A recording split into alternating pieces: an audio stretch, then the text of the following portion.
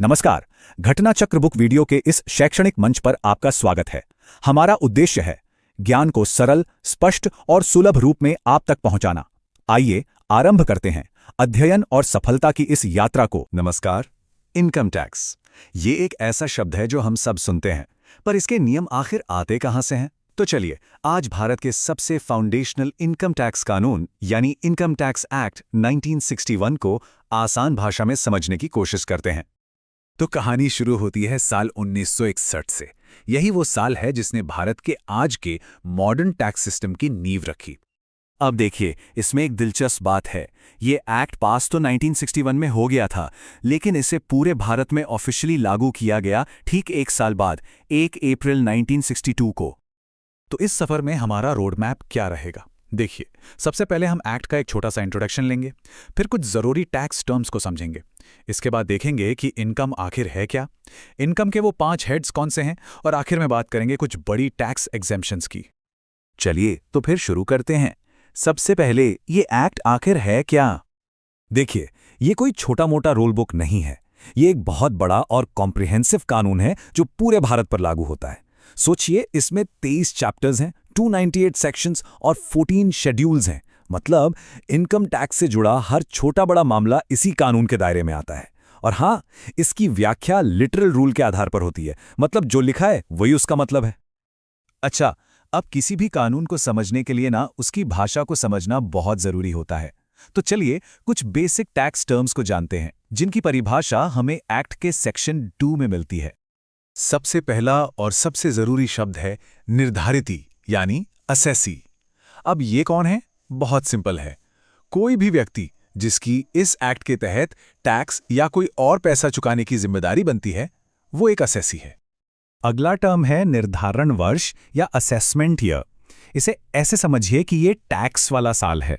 ये हर साल 1 अप्रैल से शुरू होता है और 12 महीने तक चलता है। इसी दौरान आपकी इनकम का असेसमेंट यानी मूल्यांकन होता है और उस पर टैक्स लगाया जाता है। और अगर असेसमेंट ईयर टैक्स वाला साल है, तो पूर्व वर्ष या प्रीवियस ईयर है कमाई वाला साल। ये असेसमेंट ईयर से ठीक पहले का फाइनेंशियल ईयर होता है, जिसमें असल में इनकम कमाई गई थी। तो फंडा एकदम साफ है। प्रीवियस ईयर वो साल है जिसमें कमाई होती है, और असेसमेंट ईयर वो साल है जिसमें उस कमाई पर टैक्स लगता है। ये जो कमाई करने और टैक्स देने के साल का फर्क है इसे समझना बहुत जरूरी है, क्योंकि ज्यादातर कंफ्यूजन यही होता है। चलिए अब हम सबसे बड़े सवाल पर आते हैं। इनकम टैक्स में इनकम यानी आय आखिर है क्या? कानून किस चीज को इनकम मानता है? इसका जवाब हमें सेक्शन 224 में मिलता है। देखिए, कानून बनाने वालों ने आय की परिभाषा को जानबूझकर बहुत वाइड रखा है ताकि कुछ भी छूट न जाए। तो सवाल यह है कि इस बड़ी सी परिभाषा में आता क्या क्या है? जैसा कि देख सकते हैं, इनकम का मतलब सिर्फ सैलरी या बिजनेस का प्रॉफिट नहीं है।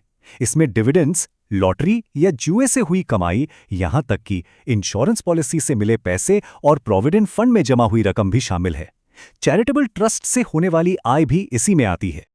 अब इतनी तरह की इनकम को मैनेज करना तो मुश्किल होगा, है ना? तो टैक्स कैलकुलेशन को आसान बनाने के लिए ये एक्ट सारी इनकम को 5 मेन कैटेगरीज में बांट देता है। इन्हें कहते हैं हेड्स ऑफ इनकम। ये हैं वो 5 heads: salary, income from house property, profits and gains from business और प्रोफेशन, कैपिटल गेन्स, और आखिर में इनकम फ्रॉम अदर सोर्सेज। और नियम यह है कि कोई भी इनकम हो, उसे इन 5 में से किसी एक हेड के अंदर आना ही होगा। तो अब तक हमने ये समझा कि किस किस इनकम पर टैक्स लगता है, पर क्या कुछ ऐसी इनकम भी है जिस पर टैक्स नहीं लगता? जी हाँ, बिल्कुल है। तो चलिए कुछ बड़ी टैक्स एग्जेम्पशंस पर नजर डालते हैं।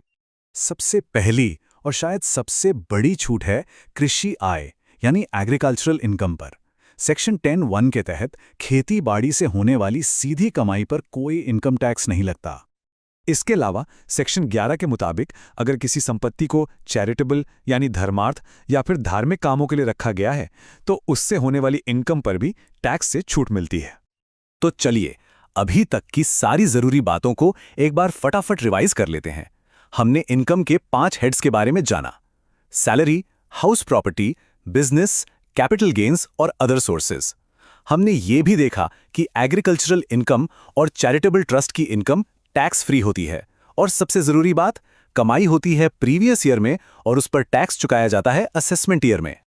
इन सब बातों के बाद आखिर में एक बड़ा सवाल मन में आता है। ये जो पूरा कानून है, जिसमें हर कमाने वाले व्यक्ति और संस्था के लिए नियम हैं, क्या ये सिर्फ टैक्स इकट्ठा करने का जरिया है, या फिर ये देश की आर्थिक और सामाजिक दिशा तय करने का एक शक्तिशाली टूल भी है? इस पर सोचिएगा जरूर।